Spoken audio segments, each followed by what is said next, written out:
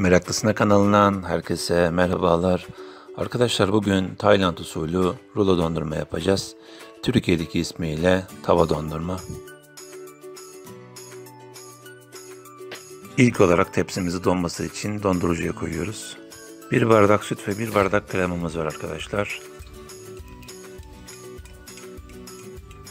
Süt ve kremamızı tencereye boşaltıyoruz arkadaşlar.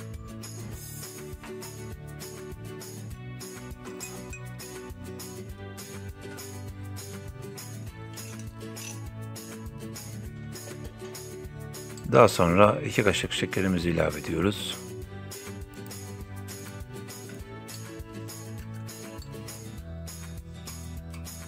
Daha sonra bir tutam tuz ilave ediyoruz.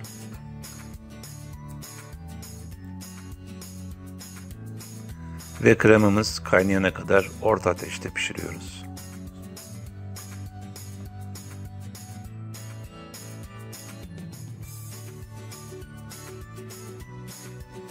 Kremamız piştikten sonra soğumaya bırakıyoruz. Daha sonra soğuyan kremayı bardağımıza alıyoruz. Bardağımıza aldığımız kremayı da kıvam alması için dolabımıza koyuyoruz. Şimdi dondurma yapımına geçebiliriz. Ben dondurma yapımında muz ve şeftali kullanacağım. Siz kafanıza göre karışım yapabilirsiniz.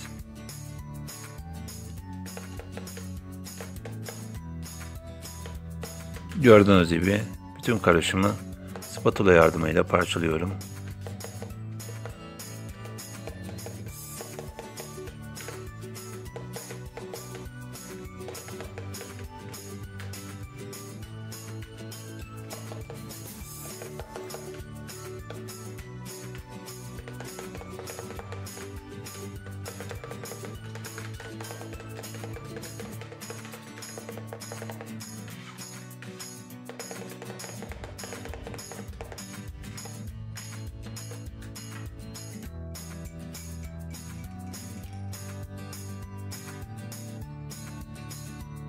Daha sonra bardaktaki kremamızı ilave ediyoruz.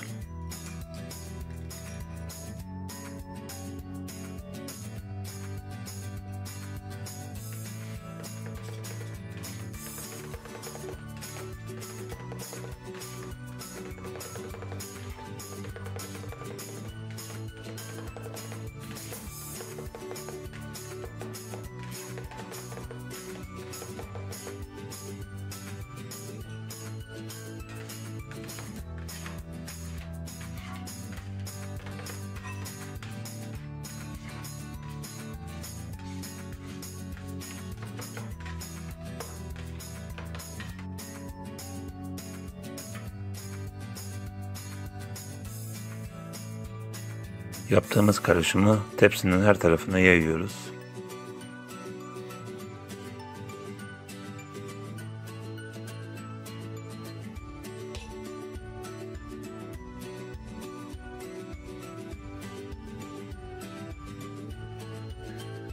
Daha sonra donması için 8 saat dondurucuda bekletiyoruz.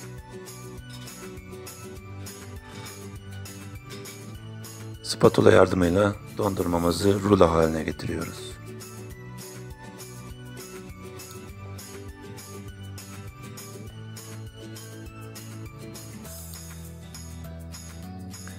Havalar sıcak olduğundan bu işlemi biraz hızlı yaparsanız sizin için faydalı olur.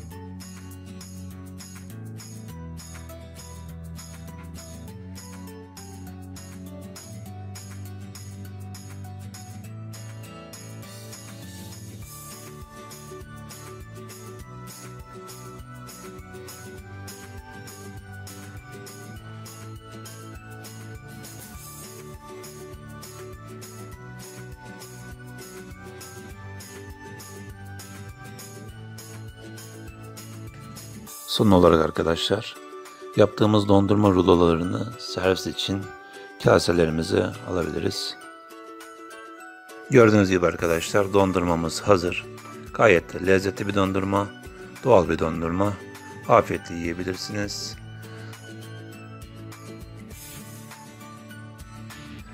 Arkadaşlar benden bugünlük bu kadar. Yaptığım videoyu beğeniyorsanız kanalıma abone olup videoyu beğenirsiniz sevinirim. Kendinize iyi bakın. Hoşça kalın.